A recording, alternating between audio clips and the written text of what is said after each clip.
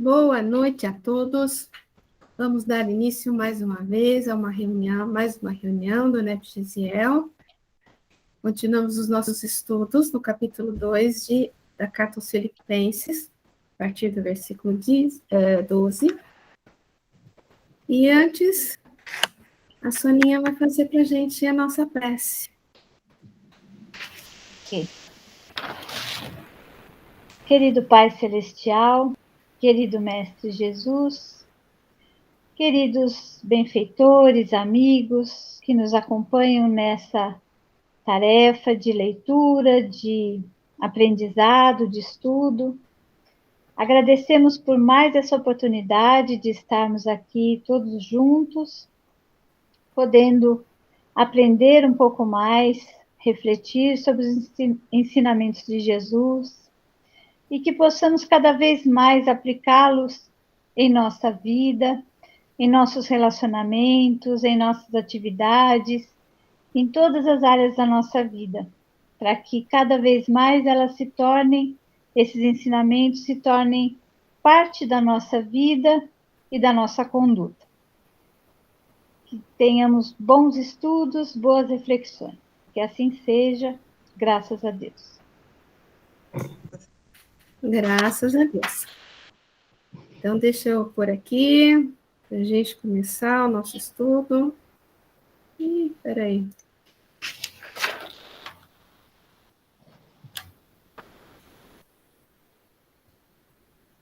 Pronto.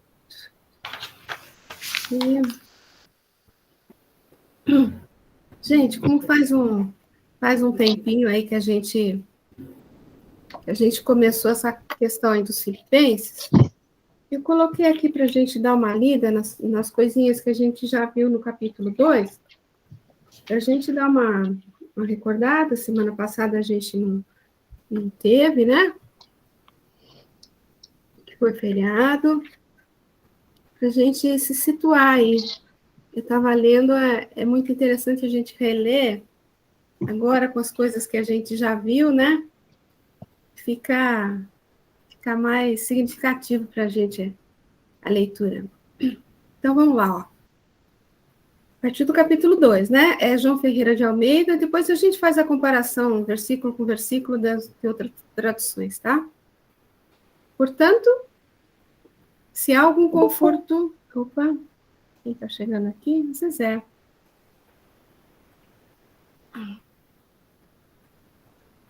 Portanto, se há algum conforto em Cristo, se há alguma consolação de amor, se há alguma comunhão no Espírito, se há alguns estranháveis atos e compaixões, contemplai o meu gozo, para que sintais o mesmo, tendo o mesmo amor, o mesmo ânimo, sentindo uma mesma coisa. Nada façais por contenda ou vanglória, mas por humildade. Cada um considere os outros superiores a si mesmo. Não atente cada um para o que é propriamente seu, mas cada qual também para o que é dos outros, de sorte que haja em vós o mesmo sentimento que houve também em Jesus Cristo, que, sendo em forma de Deus, não teve por usurpação ser igual a Deus, mas aniquilou-se a si mesmo, tomando a forma de servo, fazendo-se semelhante aos homens.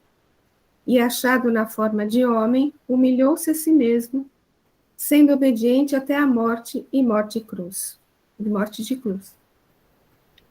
Pelo que também Deus o exaltou soberanamente e lhe deu um nome que é sobre todo nome, para que ao nome de Jesus se dobre todo o joelho dos que estão nos céus e na terra e debaixo da terra.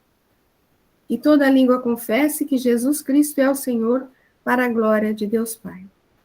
Isso foi a parte que a gente viu, tá? E agora a gente vai ver esse trechinho aqui, ó. De sorte que, meus amados, assim como sempre obedecestes, não só na minha presença, mas muito mais agora na minha ausência, assim também operai a vossa salvação com temor e tremor. Porque Deus é o que opera em vós tanto o querer como o efetuar segundo a sua boa vontade.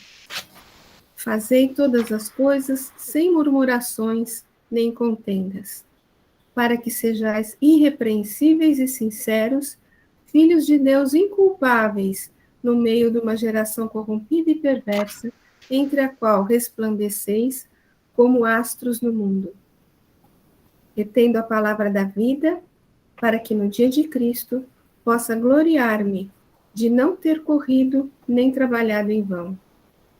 E ainda que seja oferecido por libação sobre o sacrifício e serviço da vossa fé, folgo e me regozijo com todos vós. E vós também regozijai-vos e alegrai-vos comigo por isso mesmo.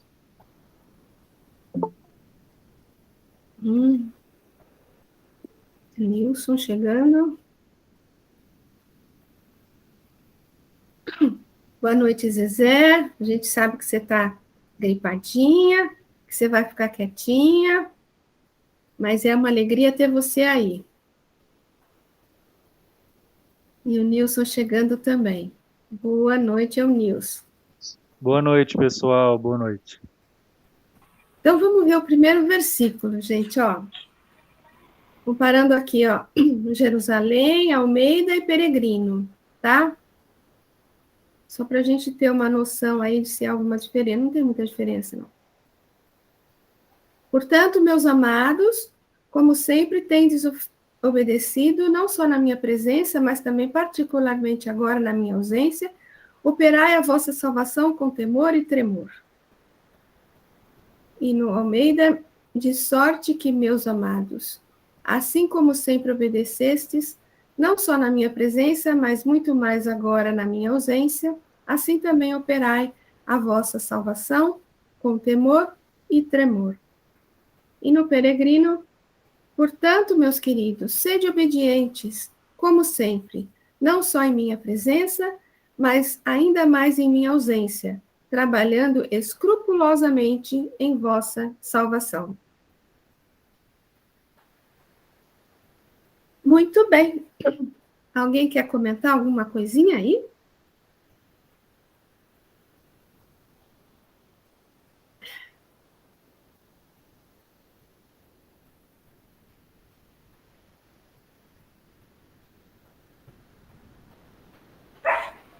Aqui ele trata da questão, boa noite, né, a todos, ao Nilson e a todos, né, a todos, as Zezé que chegaram depois.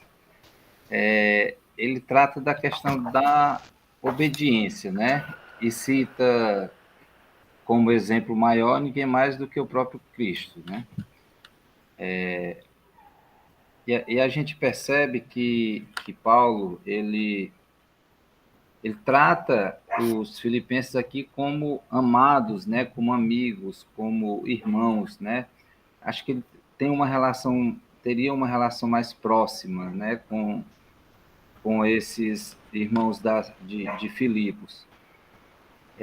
Então, esse modo, sempre lembrando que eles tinham realmente muito respeito, o Paulo até fala isso, né, de forma muito clara, como sempre tem desobedecido, não só na minha presença, mas também, particularmente agora, na minha ausência, né? Então, eles tinham essa obediência a Paulo, mas lembrando que Paulo era o apóstolo do Cristo, o apóstolo dos gentios, e que se baseava no exemplo do mestre, né? Então, ele trazia a lição de Jesus, a lição do Evangelho, para que aqui os filipenses compreendessem isso e não vissem em Paulo uma figura superior a Cristo, né? Mas sim como alguém que estaria trazendo esse ensinamento superior, né? Que o ensinamento era superior, que é o ensinamento da Boa Nova, do Evangelho. Acho que em linhas gerais, era isso que eu queria colocar. Muito bom, Neto. Muito bom mesmo. O trabalho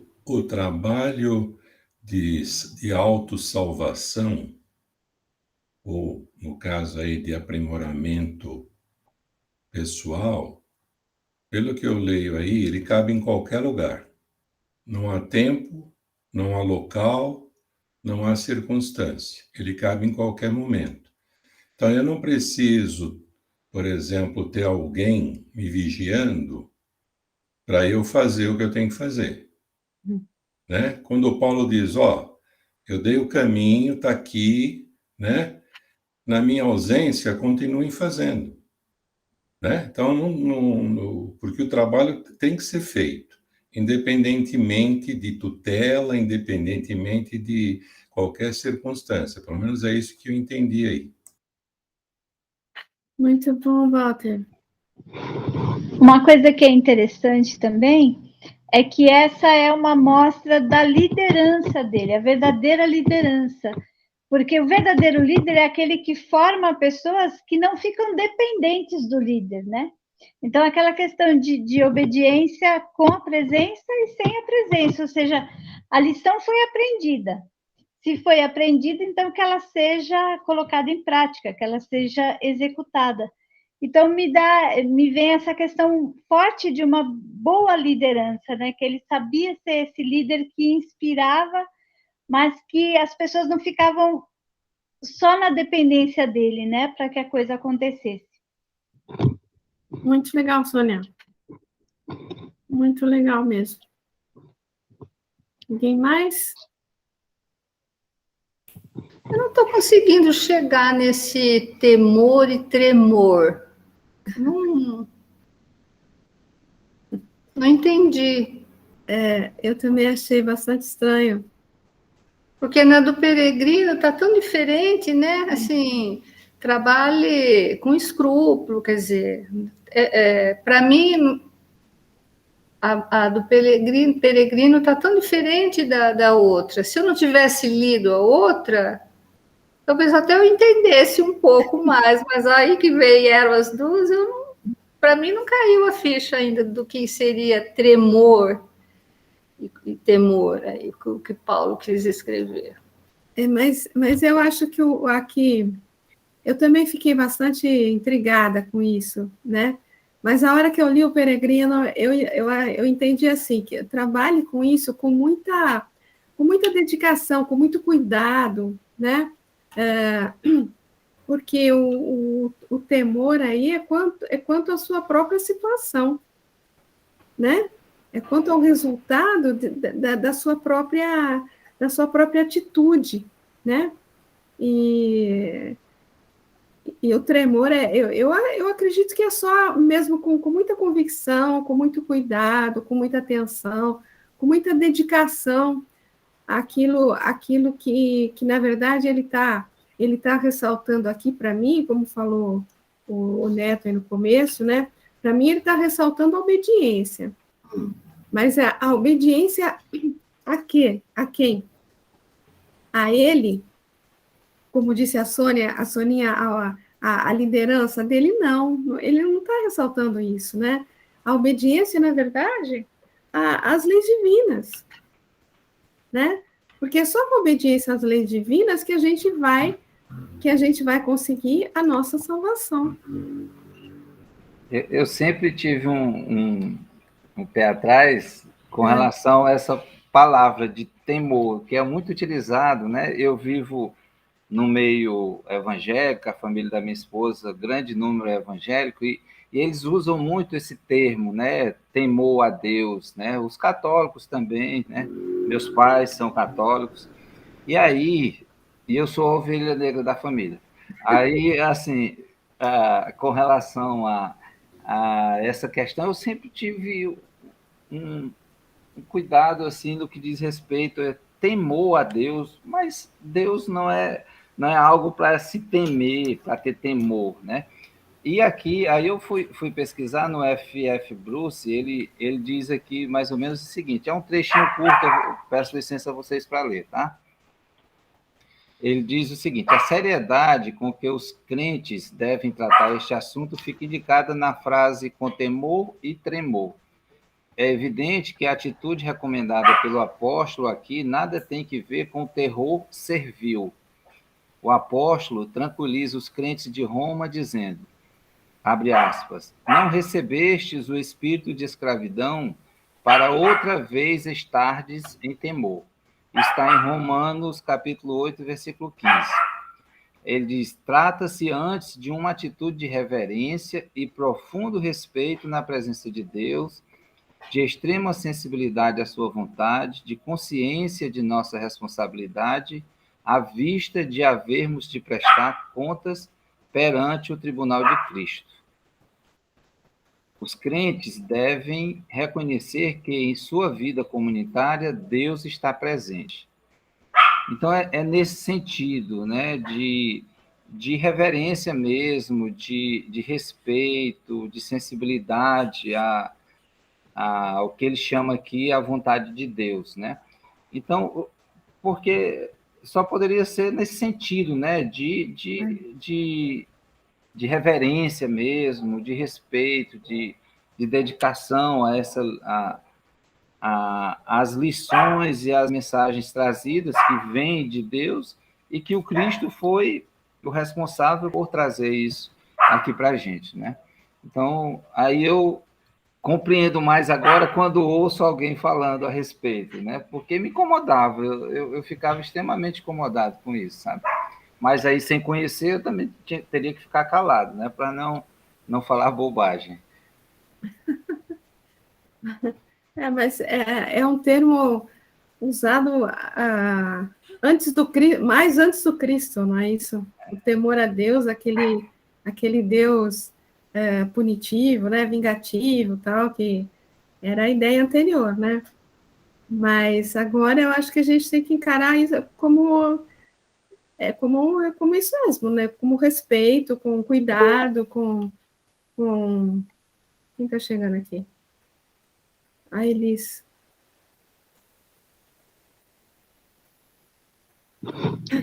É interessante porque quando eu li isso, eu fiquei pensando também, né? Essa palavra temor, eu também sempre me incomodei, e esse tremor, né? Falei, puxa, mas tremor, é né? estranho, né? É. E aí, o que veio para mim? Quando depois eu li aqui essa versão do Peregrino, né? Escrupulosamente, né? Trabalhar escrupulosamente, o que veio para mim pode parecer bobagem que eu vou falar, mas o que veio para mim é o tremor do afinco. Sabe quando a gente faz exercício físico e depois a gente fica com a musculatura trêmula de tanto que você se esforçou, por exemplo? Isso é raríssimo, é uma experiência quase nula na minha vida. Mas, assim, eu sei que isso acontece. Então, eu enxerguei dessa forma, assim, o temor nesse sentido de respeito mesmo, né? E o tremor do afinco, de você realmente se esforçar ao máximo para ter esse resultado que seria aqui, como ele está falando, da vossa salvação. Então, dessa melhoria interna, evolução espiritual, para que a gente consiga alcançar isso. Foi essa imagem que veio para mim. Pode não ter muito sentido, mas vale o comentário para a gente, né, ampliar. Acho que vale, com certeza, né? E a mim também veio a questão da concentração, sabe? Aquela concentração muito forte, aquela, né? E também veio essa sensação. Neto, ia falar alguma coisa, Neto? Só uma ressalva que eu estou me trabalhando para não utilizar certos termos que hoje são considerados preconceituosos, né? E realmente eu utilizei uma palavra que hoje é considerada, eu falei a palavra ovelha negra, né? Sempre nesse sentido de tentar me atualizar, né, com as coisas, e como isso é uma coisa que vai a público, né? Só para que as pessoas compreendam que o objetivo não é o fato de ter utilizado o termo, não é de que eu pense dessa forma, não. É porque está tão arraigado na nossa cultura, na nossa consciência, que a gente acaba aqui replicando isso, né? Só para fazer essa correção. Fica tranquilo que acho que as pessoas não vão pensar. Val. Fala, querida. Rapidinho.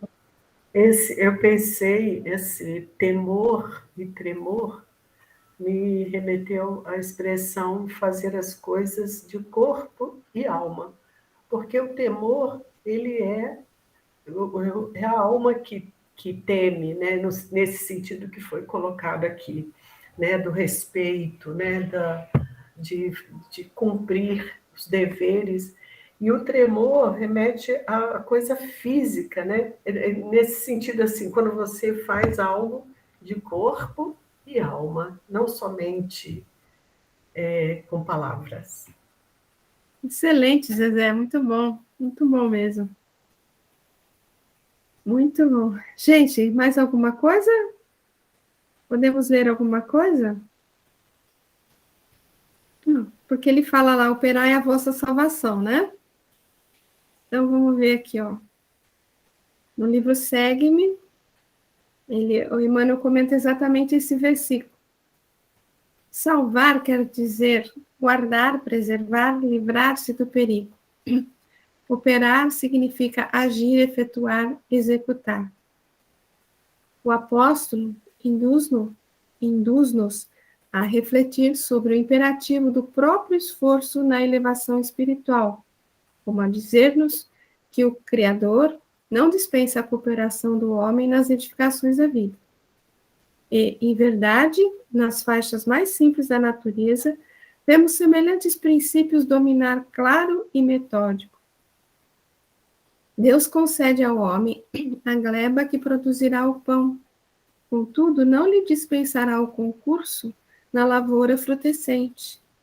Confere-lhe as vantagens da biblioteca preciosa, mas não reclama-lhe a aplicação pessoal na conquista do conhecimento. Cede-lhe o bloco de mármore puro, entretanto exige-lhes suor e atenção no buril, para que a obra-prima de estatuária se expresse vitoriosa. Assim também a colaboração humana jamais será excluída na solução dos problemas de natureza espiritual. Jesus opera em nós o amor ao bem e as disposições renovadas da fé, acrescentando-nos a sede de luz. No entanto, cabe-nos operar, por nossa vez, a transformação de nossa existência e de nossa alma, a fim de que os valores do céu nos sublimem a vida. O Senhor, para ajudar-nos, não prescindirá do auxílio que devemos a nós mesmos. O Mestre acendeu a luz no caminho, mobiliza tua alma ao encontro dele. Bonito, né, gente? Quer dizer, ele te dá todos os recursos necessários, mas cabe a você o esforço, a dedicação, né? A obediência também, como ele diz mais acima, né? Para que você realmente consiga mobilizar a tua alma ao encontro dele, né? Pelo texto do Emmanuel, fica bem claro que o sentido primeiro desse versículo tem a ver com o salvar e o operar, né? Então, ele pelo menos não vejo referência ao tremor, nem ao temor. Eu não sei se é eu que deixei passar despercebido, mas eu acho que a essência é isso que a Val estava comentando mesmo, né? Também por isso que a gente se afinizou tanto com a Bíblia do Peregrino, né, na hora de ler. É o que toca mais o coração, que eu acho que é a essência do versículo, não é? Eu acredito que seja a essência do versículo, sim. Não quer dizer que a gente não possa analisar os outros sim. detalhes, né? Então, o que a Zezé falou, o que a Soninha falou, o que todos aí falaram, é pertinente, né? Claro. É que eu tenho dificuldade na compreensão. Não estou dizendo que você está equivocada, que você está errada, eu só estou acrescentando, né, que, né, você está certa. O objetivo central né, o foco é o trabalho de nós mesmos né, em cima dos recursos que Jesus, que Deus nos oferece, né? Eu fico aqui imaginando o seguinte, né? Acho, né, que é mais ou menos assim. Olha, você quer crescer, você quer progredir, você quer melhorar? Tá aqui, ó, tô te dando um monte de instrumento. É, Você pode demonstrar o seu temor, né, em sentido de respeito, de comprometimento, né, de obediência, dizendo assim, muito obrigado, daqui e eu vou usar. E você pode simplesmente virar as costas e não dar bola. Tanto eu acho assim, toda vez que a gente, recebendo da vida, eu falo da vida, mas recebendo de Deus, né, uma dádiva, seja ela que venha sob a forma que for, toda vez que a gente aproveita isso e dá um passo adiante, nós estamos indo em direção a Deus. E estamos demonstrando, no meu entender, esse temor no sentido da reverência, do respeito e da gratidão, né? Toda vez que essa dádiva vem e eu prefiro não vê-la ou prefiro interpretá-la como algo ruim, como algo prejudicial, eu estou perdendo a oportunidade de ser obediente, né, e de demonstrar essa reverência e esse temor. Então, o texto do Emmanuel, para mim, ele diz exatamente isto. Fala, olha, o universo conspira a teu favor, mas você precisa querer. Se você não quiser, tudo bem, não vai ser agora, vai ser daqui a não sei quanto tempo, mas também, sob a lei da responsabilidade, isso tem um custo para você, ou vai ter um custo para você. Então, esse texto do Emmanuel me mostra muito isso, né? As coisas estão à disposição, né? O universo conspira mesmo, não é figura de retórica, né? Ele conspira a nosso favor, porque se nós caminhamos todos para a evolução, o universo dá as ferramentas agora. Você está preparado? Você quer assumir a responsabilidade ou você quer delegar? Você quer ser vítima ou quer ser autor, né, da tua melhoria? O que você prefere? é isso aí. Vamos ler mais um? Sobre obediência agora. No segue-me também, obedeçamos. Escrevi-te confiando na tua obediência, sabendo que ainda farás mais do que te digo. É de Paulo também, mas a Filemon. Escrevendo ao companheiro, Paulo não afirma confiar na inteligência que pode envaidecer-se e desgovernar-se, nem na força que induz a mentira, nem no entusiasmo suscetível de enganar-se a si próprio, nem no desassombro que muita vez é simples temeridade, nem no poder capaz de iludir-se, nem na superioridade que costuma demandar-se no orgulho. O apóstolo confia na obediência, não na passividade cegueira, que alimenta a discórdia e o fanatismo, mas na compreensão que se subordina ao trabalho por devotamento ao bem de todos, enxergando na felicidade alheia a felicidade que lhe é própria. Para que atinjas a comunhão com o Senhor, não é necessário te consagres ao incenso da adoração, admirando-o ou defendendo-o. Obedece-lhe. Seguindo-lhe as recomendações, aperfeiçoarás a ti mesmo pela cultura e pelo sentimento que terás contigo, o amor e a lealdade, a harmonia e o discernimento, a energia e a brandura que garantem a eficiência do serviço a que foste chamado. Saibamos, pois, obedecer ao Senhor em nosso mundo íntimo e aprenderemos a fazer mais pela vida do que a vida espera de nós.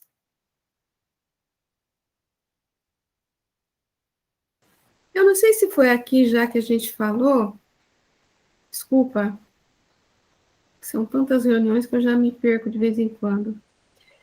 É sobre a questão da obediência, o sentido do que é a obediência. Nós falamos aqui? Acho que não. Não, porque às vezes a gente não entende bem o que é obedecer às leis divinas, né? Eu lembro que eu dei o exemplo, o cachorrinho me obedece quando eu falo caminha, ele vai para caminha, né? Mas não é essa questão de obediência, né? A obediência a Deus parece que você está preso àquilo, né? Aquelas regrinhas, aquelas coisas assim, mas não é uma questão de estar preso, é uma questão de liberdade. Porque no momento que você se liberta dos seus vícios, das suas mazelas, das suas más tendências, de todas as coisas complicadas que você traz de existências anteriores, no momento que você se liberta de tudo isso, você consegue obedecer a todas as leis divinas, assim vai ficar uma coisa automática na tua vida. Não vai ser uma coisa que você faz, porque eu tenho que fazer isso, então eu vou fazer. Não. Vai ser uma coisa assim, vai entrar no automatismo, né? Muita coisa nós já deixamos ali lá no fundo, né? No porão, né? Que já virou automatismo. Muitas coisas a gente faz hoje porque é disciplina nossa. Não é porque entrou no automatismo ainda, né? Mas no momento que tudo isso entrar no automatismo, é o momento que você se libertou das mazelas anteriores, de todas as suas deficiências. Então, a obediência às leis divinas vai ser plena, vai ser automática, né? Vai ser assim, vai ser tudo de bom, vamos dizer assim. Vamos ver o que o Nilson quer falar para a gente aí. Fala aí, Nilson. Eu falando da obediência, eu vejo assim uma obediência raciocinada, né? Também, assim como a fé raciocinada que Kardec trouxe para a gente. Tá, eu vou obedecer às regras divinas, às leis de Deus, o que está na Bíblia, beleza. Mas por quê? E para quê? Né? A gente deve ter aquele temor antigo que o Neto, adorei a explicação do Neto, porque eu também tinha esse preconceito que o Neto tinha com relação à palavra temor. Tudo bem, é um temor, é uma obediência, mas raciocinada, diferente daquela época, né, daquele povo.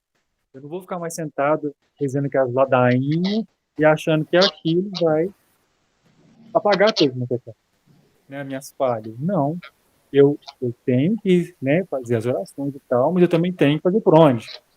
Então, eu vou cumprir as regras, né, as orientações de Jesus, né, porque Jesus nem mandava a gente fazer as coisas, ele orientava. Diferente. Mas com qual propósito? Eu tenho que entrar para o meu melhoramento. Eu tenho que ter a minha parte também no processo. Interessante isso. Muda aquela questão das algemas, né, que você falou aí, daquela obrigação. Não é obrigação. É a razão.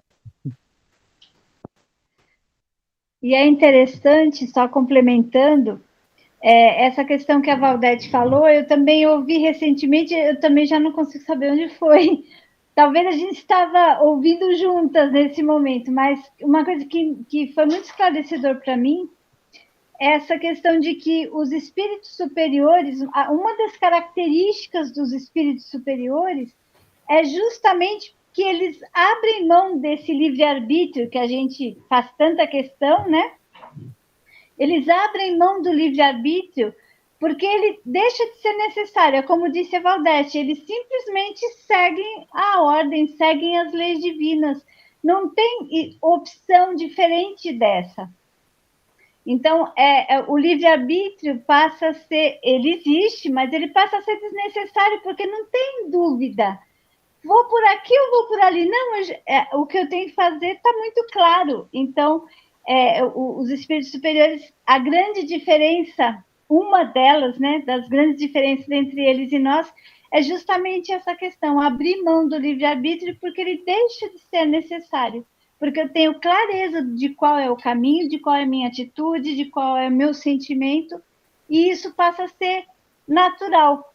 Como diz Emmanuel, a disciplina antecede a espontaneidade. Eu aprendi essa frase com Jalaerten, marido da Zezé, e para mim ela virou um lema, porque assim, é justamente isso. A gente agora precisa de disciplina para a gente conseguir manter, fazer boas escolhas, fazer o que é correto, mas vai chegar um momento em que ela se tornará espontânea. Não será mais difícil, não será mais um desafio, uma coisa que a palavra disciplina traz, um peso, né, da disciplina, não passa a ser espontâneo, porque é natural, porque é o que tem que ser feito, é o correto, é o bem.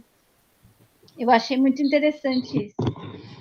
Exatamente. Só complementando rapidinho que você falou tudo aí agora, o André Luiz ele achou muito estranho quando ele chegou no nosso lar e viu a estrutura das instituições, e ele achou estranho, não tem ninguém para mandar, ninguém para organizar, né?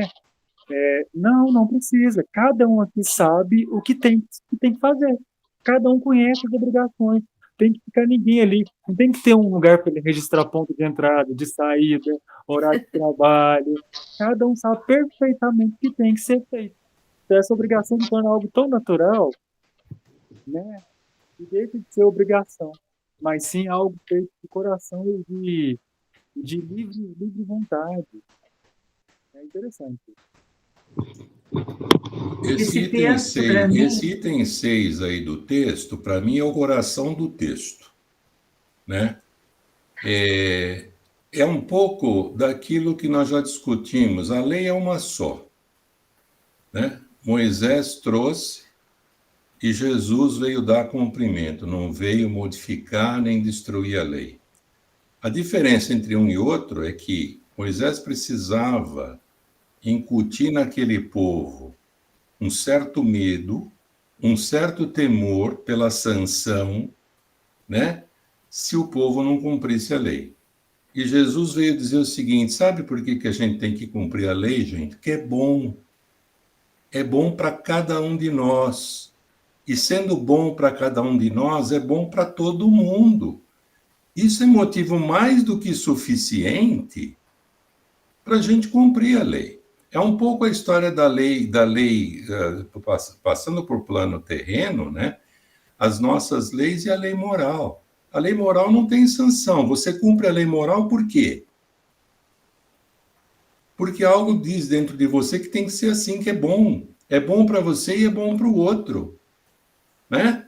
Não precisa da sanção para te penalizar. Agora, para a gente chegar nesse ponto, no ponto que Jesus está mostrando para a gente, que cumprir a lei é bom, porque é bom para todo mundo, né? Começando pela gente, a gente precisa ter um negócio que não é só a inteligência. É o que ele fala aí, né? Nós precisamos ter compreensão, não é isso? Trabalho, e nós precisamos ter uma outra palavrinha que ele coloca mais adiante, que é discernimento. Porque você pode ter muita inteligência e não tem discernimento nenhum para fazer as suas escolhas, né? E é isso que a gente precisa ter diante das situações e precisa trabalhar para ter.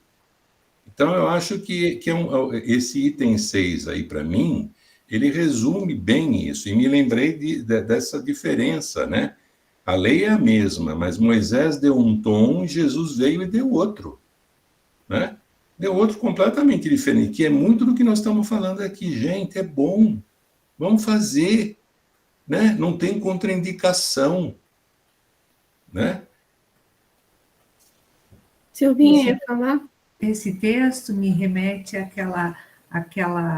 a obediência, para mim, tem a ver com essa compreensão de que a nossa inteligência, o nosso raciocínio, a nossa forma de pensar, que ainda é tão material, é muito distorcida pelo egoísmo, pelo orgulho, como ele disse ali no início, né? Então, essa obediência é a gente desenvolver a compreensão que nós devemos florescer onde nós somos plantados. né? Onde a gente está é o melhor para a gente, né? E daí, olha aqui, ó, para que atinja a comunhão com o Senhor, não é necessário que você só fique adorando, né, ou defendendo. Obedece-lhe é agir aonde você está, fazendo todo o bem que você pode. E deixe de pensar que o seu raciocínio lógico, material, ou o seu egoísmo, o seu orgulho, é maior do que Deus, né? Que colocou a gente nessa situação, nesse lugar onde nós estamos, com um propósito que a gente ainda não tem ideia de que seja. Então, apenas aceite isso. A obediência é essa compreensão dos desígnios de Deus para a nossa vida, para a gente florescer onde a gente foi plantado. Isso que a Silvia está falando, eu lembrei que eu vi uma postagem do Dr. Lúcio Maranhão, Dia do Médico, né? Esses dias agora foi comemorado, e ele colocando da satisfação dele, da alegria dele, em desempenhar um papel como médico, né? Isso que a Silvia falou, onde a gente estiver, a gente tem que florescer, né? A gente tem que procurar dar bons frutos, né? E aí, em qualquer ramo da vida, em qualquer atividade da nossa vida, né? A gente pode viver o evangelho em qualquer circunstância. Em qualquer circunstância. Seja nos momentos menos complexos, menos doloridos, menos tristes, né? Seja naqueles momentos em que a gente tem um pouquinho de refrigério, né? Em que a gente não está passando por situações tão delicadas, né?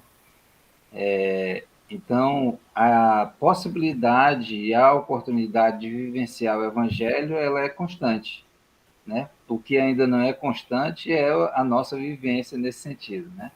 Mas a gente tem sempre oportunidades. Muito bacana. Muito bom. Mais alguém?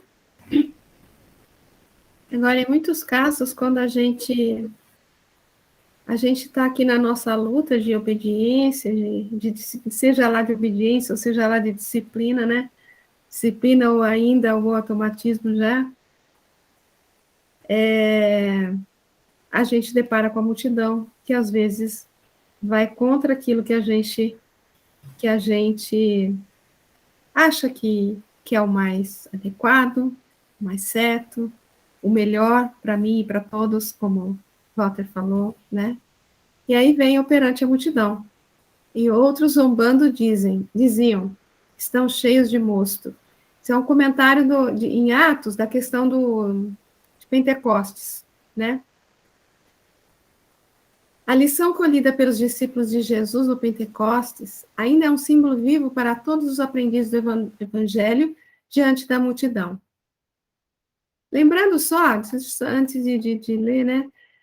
Lembrando que a questão da multidão, o sentido da multidão, né, no Evangelho, vocês vão lembrar que em várias passagens ela aparece como aquilo que atrapalha a aproximação a Jesus, né? Então, ela aparece lá no cego de Jericó, na mulher hemorroíça, no paralítico de Cafarnaum, e em outros, né? E a gente traduz a multidão dentro de nós como sendo tudo que a gente traz da multidão de existências anteriores, né? Tudo que a gente traz de tendências complicadas e que ainda impede a nossa obediência, vamos dizer assim, a nossa aproximação real, né, mais plena com Jesus, né? O Zaqueu, né, que teve que fugir da Zaqueu, multidão, subir além da multidão, dessas questões internas para viver. Então, eu vou ler de novo, tá? A lição colhida pelos discípulos de Jesus no Pentecostes ainda é um símbolo vivo para todos os aprendizes do Evangelho diante da multidão. A revelação, então entenda-se multidão como nesse sentido que a gente está falando, né? A revelação da vida eterna continua em todas as direções. Aquele som como de um vento veemente e impetuoso, e aquelas línguas de fogo a que se refere a descrição apostólica, descem até hoje sobre os continuadores do Cristo, entre os filhos de todas as nações. As expressões do Pentecostes dilatam-se em todos os países, embora as vibrações antagônicas das trevas. Quer dizer, as orientações chegadas naquela época, elas continuam chegando, né, a todo instante, por toda parte. Todavia, para milhares de ouvintes observadores, apenas funcionam alguns raros apóstolos encarregados de preservarem a luz divina. A divina luz.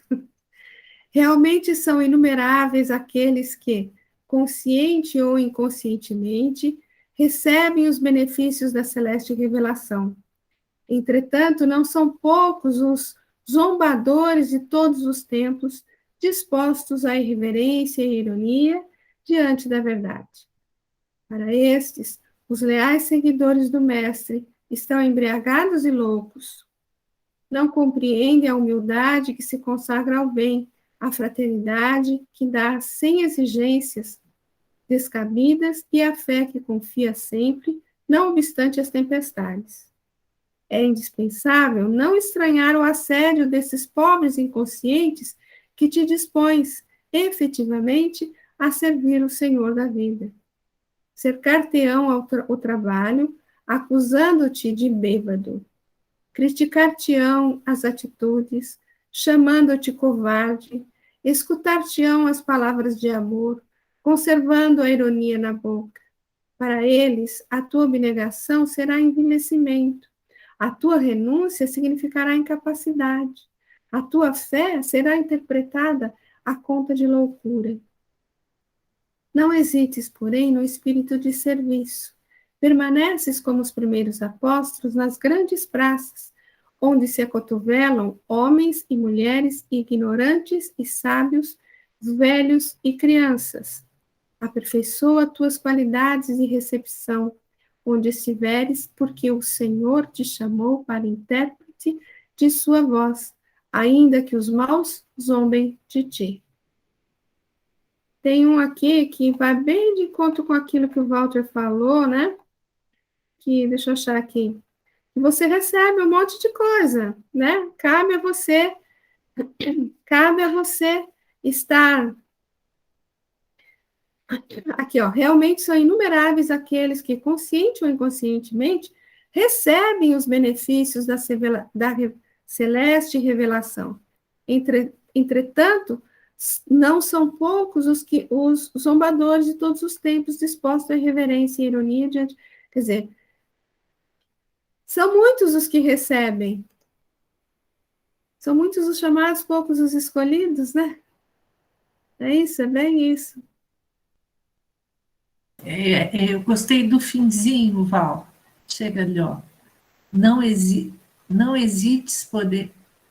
Permaneces como os primeiros apóstolos nas grandes praças. Quer dizer, onde você estiver, em qualquer situação que você ter, aperfeiçoa as tuas qualidades de recepção. Numa situação de dificuldade, se a gente conseguir ficar com essa conexão com o alto, olha aqui, ó, porque o Senhor te chamou para intérprete da sua voz. Não se deixar perturbar pelo que te envolve, né? Exatamente.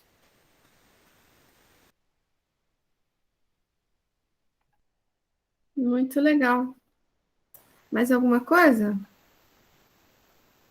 Hoje em dia ainda, eu percebo que os que não têm esse entendimento sobre Deus, sobre as leis divinas, sobre os ensinamentos de Jesus, quando olham para a gente, às vezes falam, nossa, quanta ignorância não é?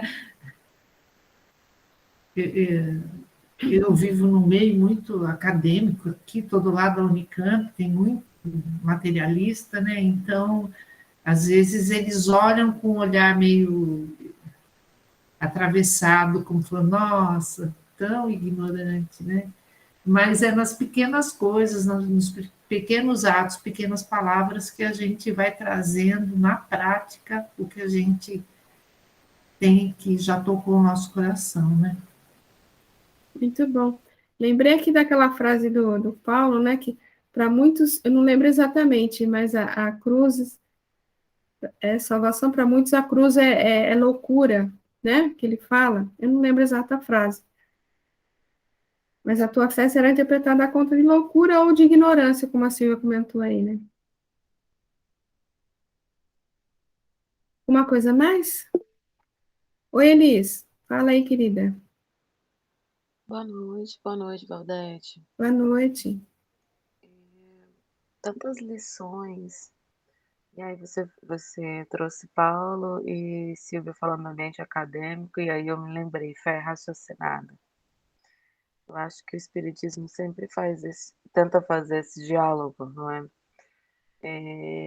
E enquanto você falava, eu lembrava do nosso ambiente mesmo cristão, que apesar de nós estarmos imersos numa cultura cristã, dita cristã, né, seja superficialmente, nós ainda temos necessidade de viver Jesus, não é? Então, ser a voz do Cristo entre os cristãos é uma coisa que se tornou urgente. E entre nós espíritas, então, quantas coisas nós poderíamos pensar sobre isso? Porque mesmo professando o cristianismo, nós ainda não somos verdadeiros seguidores de Jesus. E aí, quando você falou multidão, eu lembrei da internet. E aí, como a gente está vivendo um momento aí de tanta exposição, né? Eu estou vivendo um momento ainda de conflito com isso. Porque a internet, ela tem as suas coisas maravilhosas, mas também tem as coisas que não são bacanas, né? No sentido de que existe a exposição, existe a questão da máscara, não é? Mas muitas lições para a gente pensar e sempre fazer esse exercício, para que a minha voz é a voz de Jesus entre essa multidão. E quando é que eu estou silenciando as minhas questões, deixando Cristo falar por mim? Eu acho que esse é o nosso exercício, bem profundo. Muito legal, Elis. A questão da internet realmente é uma multidão uma multidão imensa, aliás, né? Que, que entra na nossa casa assim, né? Sem pedir licença, né? Mas a gente pode selecionar, né? Mesmo, me lembro uma amiga, há muito tempo atrás, reclamando, no Face só aparece gente falando coisa, né, desagradável, não sei o quê. Então, é assim uma questão de você aceitar aquilo também. Se você não falando diretamente no Face, né? Tem lá, ó, aparece uma coisa qualquer lá, né? Se você põe ali ou positivo ou negativo, ou uma carinha bonitinha, ou feinha, ou triste, ou não sei o quê, qualquer coisa que você coloque ali, você está se vinculando àquilo. Então, aquela postagem, ela vai ser repetida para você, porque você assinalou o interesse. Seja positivo ou negativo, você se assinalou o interesse ali, né? Eu me lembro, eu falei para ela, falei, nossa, eu não vejo isso. Porque quando aparecem essas coisas, você não pode se vincular com isso. Não pode se vincular, nem positivamente, nem negativamente. Passa. Uma ligação fluídica. Passa, deixa passar, né? Deixa passar. Não é uma coisa que interfira na tua vida, né? Que pode interferir, então. Mas é complicado isso mesmo. Mas eu acho que a gente tem ainda a possibilidade de permitir ou não, né, que ela interfira, né? Ainda podemos. Vamos passar para frente, gente? Mais um versículo? Pois é Deus quem opera em vós o querer e o operar segundo a sua vontade. Porque Deus é o que opera em vós tanto o querer como o efetuar segundo sua boa vontade. Pois é Deus quem, segundo o seu desígnio, produz em vós o desejo e sua execução. Peregrino tem ficado diferente, né?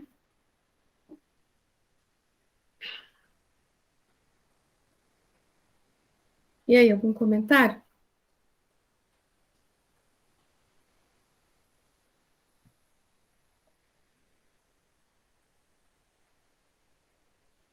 Nossa, só me vem questões, Valdete.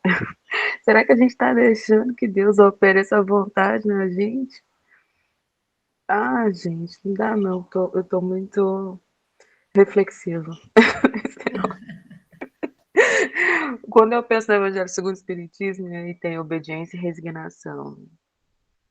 Nossa, gente, quantas vezes a gente tem dificuldade em obedecer, em compreender coisas tão simples, e aí você deixar que Deus opere em você a vontade dele, exige esse exercício contínuo da resignação diante das dificuldades da vida.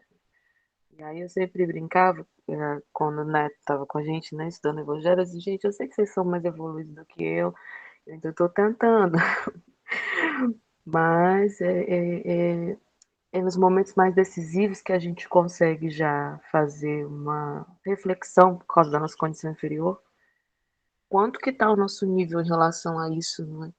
Em relação à vontade de Deus, os propósitos, as provas, as dificuldades, não é? Que a gente ainda precisa enfrentar e renunciar. Quanto que a gente tem boa vontade para aceitar a vontade de Deus, né? Porque também ele fala que segundo a sua boa vontade, né?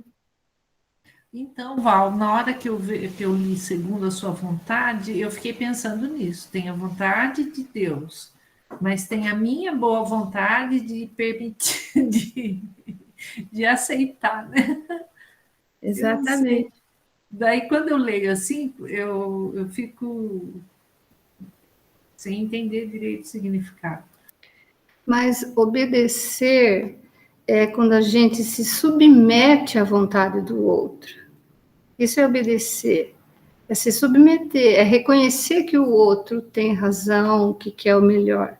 Por isso que na época da juventude, nossa, a gente se rebela tanto contra os pais. A gente está testando o comando deles, né, para ver se realmente eles estão certos.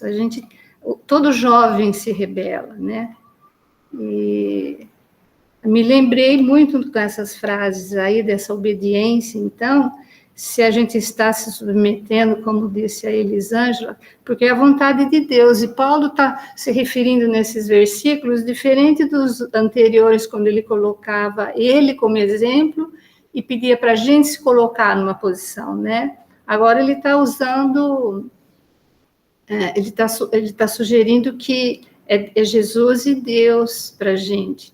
Aí eu lembrei daquela passagem do filho pródigo, onde o irmão ficou obediente, mas era falso, porque, na verdade, ele tinha interesse. Né? Então, ali ele não foi obediente à vontade do pai, ele estava com interesse de ter mais posses. Então, esse se submeter, assim, sem questionar, né? Não sei, concordo com a Elisângela. Como nós vamos ter essa condição de se submeter? Só quando a gente for um espírito mais evoluído mesmo, né? Que a gente reconhece a lei como sendo que o Pai deu para nós, mas de uma forma tão boa e excelente que ele queria o bem da gente, né? Mas a gente questiona se ela é boa ou não, então a gente não obedece.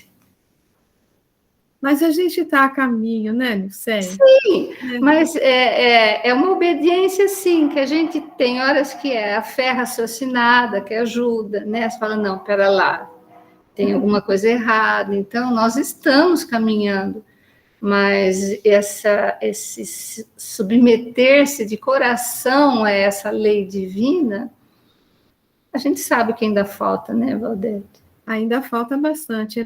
Que nem aquela frase que a Soninha falou, né? A disciplina antecede a espontaneidade, né? A gente ainda está na disciplina. Está tentando ser disciplinado, né? Porque tem hora que a gente dá umas escorregadas feias na banana, né? Então, a gente está tentando ainda ser disciplinado. Por isso que a gente precisa tanto de estudo. Para ficar lembrando a lição toda hora. Com né? certeza. Conversar a respeito, falar, tá lembrando, rememorando, até que isso chegue no nosso coração, saia só do raciocínio. Falando em estudo, eu estava acompanhando aquela Gorete Newton, que fala sobre ela está na Suíça, ela fala sobre as vidas de Joana de Ângeles, Clara de Assis. Em uma delas, que acho que era Joana Inês, que ela reencarnou no México, ela disse assim, gostei muito da frase, eu estudo não para ser mais inteligente, eu estudo para ser menos ignorante. Essa frase eu achei excelente. Menos ignorante e mais disciplinado, né? Talvez. Nilson? Tem um seriado da Netflix, já assistiu? Juana Inês. Tem. Não assisti. Bom. Tem, sim, eu já assisti, sim, é muito bom. Tem um capítulo aqui que eu acho interessante mais no Pão Nosso, capítulo 16. Título A Quem Obedeces? Lá no finalzinho, Emmanuel vai falar assim, ó, a quem obedeces? Acaso atendes em primeiro lugar às vaidades humanas ou às opiniões alheias, antes de observares o conselho do Mestre Divino? Aí eu lembro que a gente, lá no centro, a gente fez um teste. Se a gente tem um teste tão simples que a gente pode fazer nos momentos de raiva, né, quando alguém chega, te perturba, e antes de responder ou fazer algo pior, faz um teste, pensa como Jesus, como Chico, por exemplo, reagiria a essa situação. Então é interessante que coube aqui, né, porque você atende primeiro às vaidades humanas, ou seja, a sua vaidade, o seu ego, né? Não, eu tenho que responder, eu tenho que revidar. Uai, falou isso de mim, né? Ou você vai seguir os conselhos do Mestre Divino? Você vai obedecer a qual? Você não pode, a gente não pode, né? Seguir a Deus e a Mamon ao mesmo tempo. A gente tem que escolher. Eu achei interessante isso. Muito bom, Nilson. Qual capítulo que é, querido? No capítulo 16. Capítulo aí, 16. 16 do Pão Nosso. Aí ele conclui assim, ó, é justo refletir sempre quanto a isso, porque somente quando atendermos em tudo aos ensinamentos vivos de Jesus é que podemos quebrar a escravidão do mundo em favor da liberdade eterna. Elisa, a gente sempre ouve esse uai, viu? Você que precisa aparecer mais. Ai, menina, nem sempre eu consigo, mas sempre bom demais. Mas uai sempre vem depois de uma coisa tão óbvia. Ô, você não tá vendo isso não, uai? Bom demais, viu, Nilson? Bom demais. Então, uai, vamos ler outro aqui. Mãos unidas, Emmanuel, vontade de Deus. Quando nos reportamos à vontade de Deus, referimos-nos ao controle da sabedoria perfeita que nos rege os destinos. E observando nossa condição de espíritos eternos, acalentamos, pelo infinito amor da criação, ser-nos-á sempre fácil reconhecer as determinações de Deus em todos os eventos do caminho a nosso respeito, já que a divina providência preceitua para cada um de nós saúde e não doença, trabalho e não ócio, cultura e não ignorância, conciliação e não discórdia, paz e não desequilíbrio, tolerância e não intransigência, alegria e não tristeza, esperança e não desânimo, conformidade e não desespero, perdão e não ressentimento, êxito e não fracasso, prudência e não temeridade, coragem e não fraqueza, fé e não medo destrutivo. Humildade e não subserviência. Intercâmbio e não isolamento. Disciplina e não desordem. Progresso e não atraso. Amor e não indiferença. Vida e não morte. Se dificuldades, sofrimentos, desacertos e atribulações nos agridem a estrada, são eles criações nossas, repercussões de nossos próprios atos, de agora ou do passado, que precisamos desfazer ou vencer, a fim de nos ajustarmos à vontade de Deus, que nos deseja unicamente o bem, a felicidade e a elevação no melhor, que sejamos capazes de receber dos patrimônios da vida, segundo as leis que asseguram a harmonia do universo. Eis porque Jesus, exaltando isso, nos ensinou, está complicado aí, a reafirmar em oração: Pai nosso, que se faça a tua vontade, assim na terra como nos céus.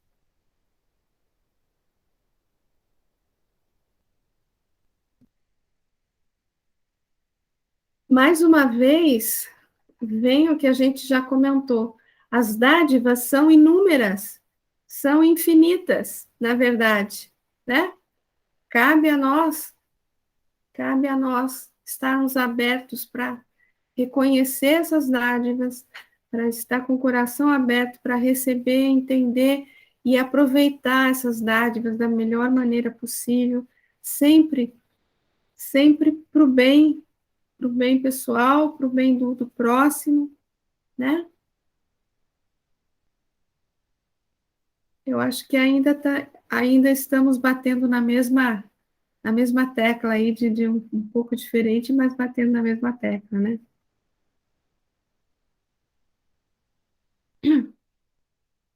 Vida e não morte, né?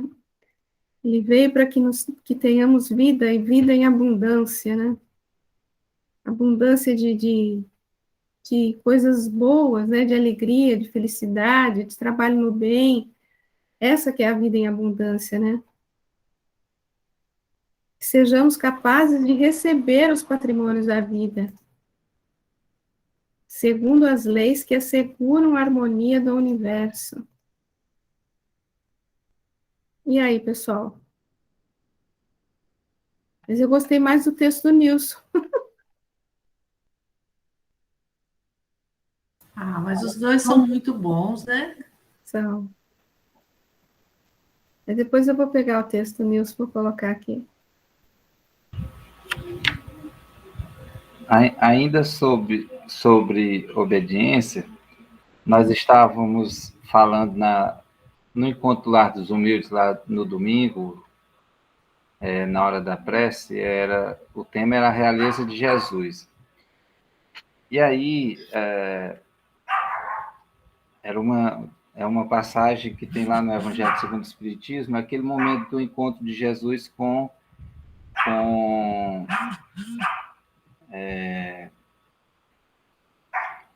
Pilatos, né? Em que aí ele pergunta a Jesus se Jesus era realmente rei, né? Se ele era rei.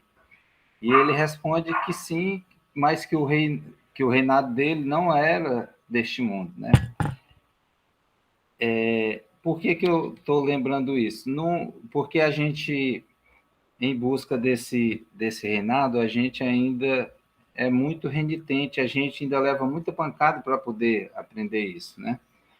E o autor que eu pesquisei é aquele que eu mostrei para ti, Val. O Evangelho de João interpretado capítulo a capítulo, versículo a versículo. Aí ele traz uma experiência, um exemplo de uma jovem que se tornou uma grande pianista, só que aí ela terminou um concerto e um repórter chegou até ela e perguntou como que ela tinha chegado até aquele ponto, né? O dom que ela havia recebido. Só um instante, gente.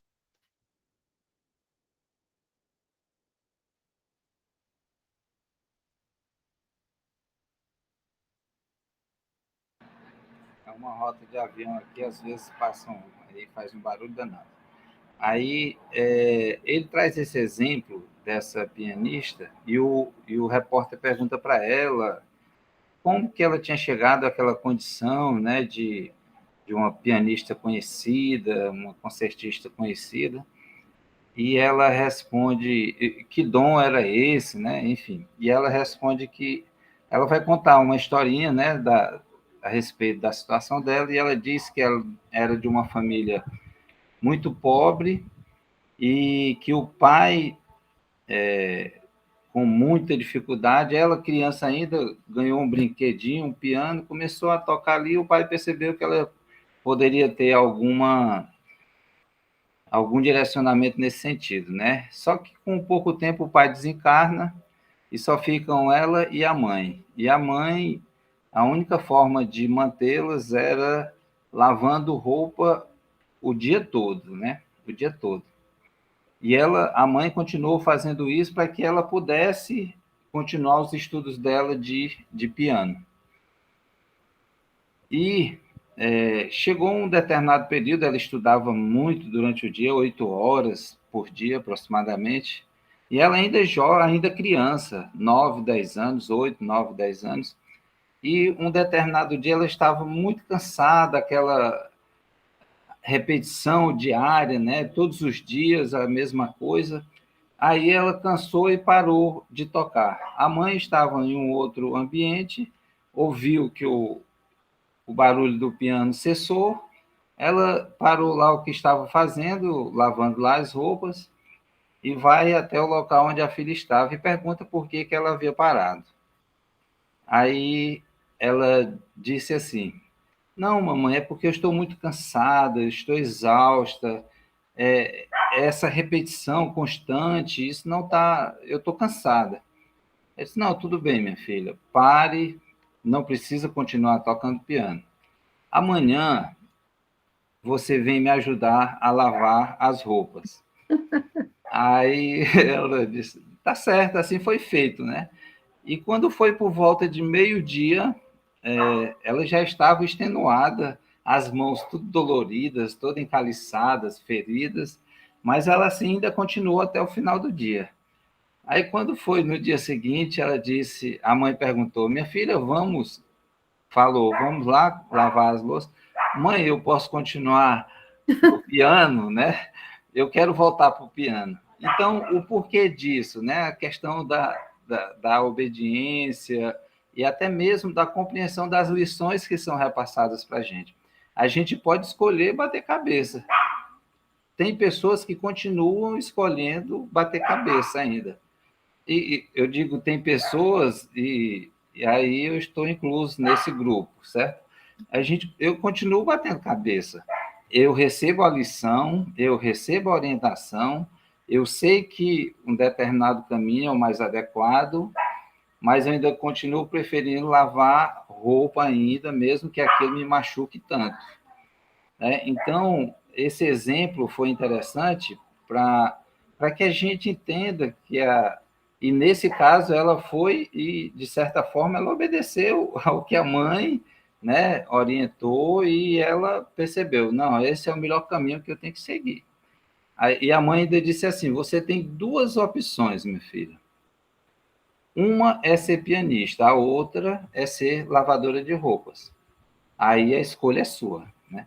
Aí a gente vê a representação aí da mãe como o pai, né, o pai maior, né, que nos orienta, que tem paciência, age conosco com delicadeza, com cuidado, e nos mostra o caminho que nós precisamos seguir. E aí essas escolhas ficam, né, a nosso critério.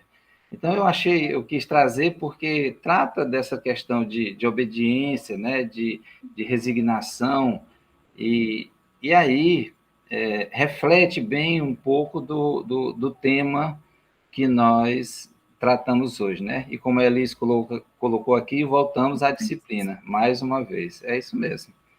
E às vezes a gente se cansa da disciplina, mas ela é importante demais na vida da gente, né? Muito legal a história, viu, Neto? Acho que tem tudo a ver mesmo, né? Então, quando a gente deixa essa obediência de lado, ele oferece outro caminho, né? A gente escolhe outro caminho, né? E muitas vezes a gente bate a cabeça mesmo. Aí, quando dói muito a cabeça, a gente lembra que a gente tem que voltar atrás e refazer, né? Refazer o caminho, né? Gente, eu coloquei o texto aqui, ó. Vamos dar uma lida? Sendo ele consumado, veio a ser a causa de eterna salvação para todos os que lhe obedecem. Está em Hebreus. Toda criatura obedece a alguém ou a alguma coisa. Ninguém permanece sem objetivo. A própria rebeldia está submetida às forças corretoras da vida. O homem obedece a toda hora. Entretanto, se ainda não pôde definir a própria submissão por virtude construtiva, é que não raro atende antes de tudo aos impulsos baixos da natureza, resistindo ao serviço de autoelevação. Quase sempre transforma a obediência que o salva em escravidão que o condena. Muito legal o texto. O Senhor estabeleceu as gradações do caminho, instituiu a lei do próprio esforço na aquisição dos supremos valores da vida e determinou que o homem lhe aceitasse os desígnios para ser verdadeiramente livre, mas a criatura preferiu atender à sua condição de inferioridade e organizou o cativeiro. O discípulo necessita examinar atentamente o campo em que desenvolve a própria tarefa. A quem obedeces? Acaso atendes, em primeiro lugar, às vaidades humanas ou às opiniões alheias, antes de observares o conselho do Mestre Divino? É justo refletir sempre quanto a isso, porque somente quando atendemos em tudo aos ensinamentos vivos de Jesus é que podemos quebrar a escravidão do mundo em favor da liberdade eterna. Muito bom, né? Algum comentário?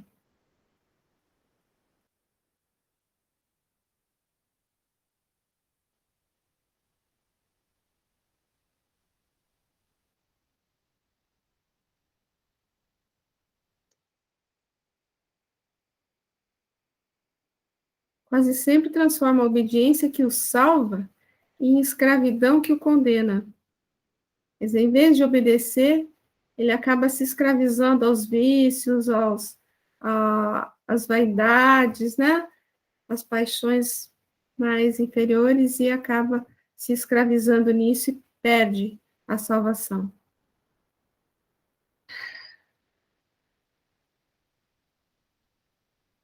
Muito bom, Neto. Obrigado, Neto, Nilson. E aí, pessoal?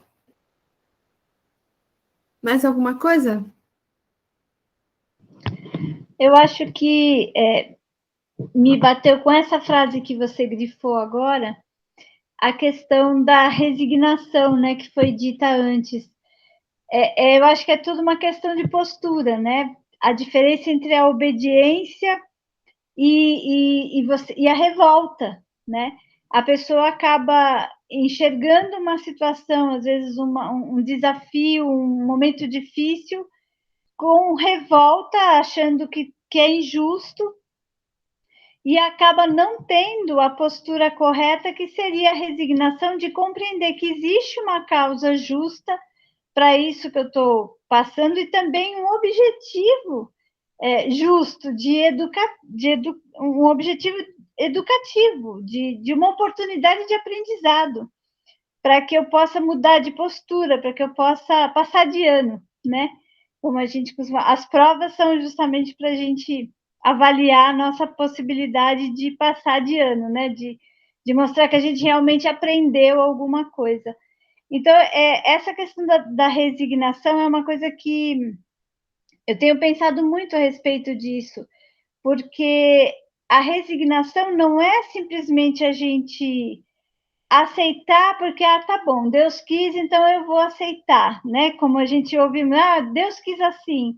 Não, é entender que existe uma justiça que existe uma causa, existe uma oportunidade em cada dificuldade, em cada situação difícil, e aceitá-la dessa forma, como uma oportunidade de aprendizado, e não como uma punição, se a gente achar que é uma punição, aí vem a revolta, muitas vezes, né? Então, eu acho que essa frase me remeteu a isso, a essa questão da diferença de postura entre a obediência às leis divinas e a revolta com as leis divinas, né? Não aceitando as coisas que nos acontecem, que seria a não resignação. E quando a gente não tem a resignação, a gente perde a prova, né? Perde a oportunidade de aprendizado que aquela prova teria, porque a postura de revolta faz com que a gente não consiga enxergar o que tem de bom naquilo, as oportunidades de aprendizado, de mudança, de evolução que a situação apresenta para nós. Então, essa questão é uma questão muito importante e é uma questão que eu tenho refletido muito a respeito da resignação. Muito legal, Soninha, muito legal mesmo. São nos momentos difíceis é que a gente, como você falou, né? A gente ou passa de ano ou fica escravo, né? Naquela situação, naquela escolha, né? Que te fez estacionar, né? Muito legal mesmo. Mais alguma coisa, gente? Encerramos por aqui hoje? Esse comentário da Sônia é muito bacana, porque Muito. o Espiritismo, ele faz isso com a gente. E eu penso que, para nós já compreendemos, para a maioria, né? Com o intelecto, mas falta a gente direcionar isso para o sentimento, para o coração, porque a gente já sabe, mas o nosso coração ainda sente essa rebeldia.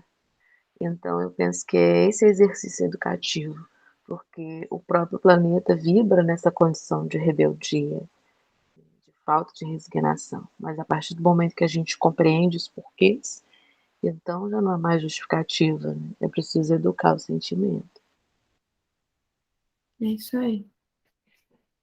Bom, pessoal, estamos aqui em cima da hora de terminarmos. Quem gostaria de fazer a prece final para a gente? Por favor.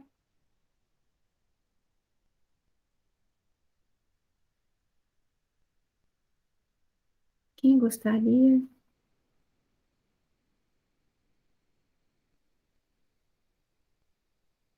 Dou-lhe uma. Dou-lhe duas. Ah, meu Deus. Ilceia, mamãe mandou escolher você. Bom, Por favor, querida. tá.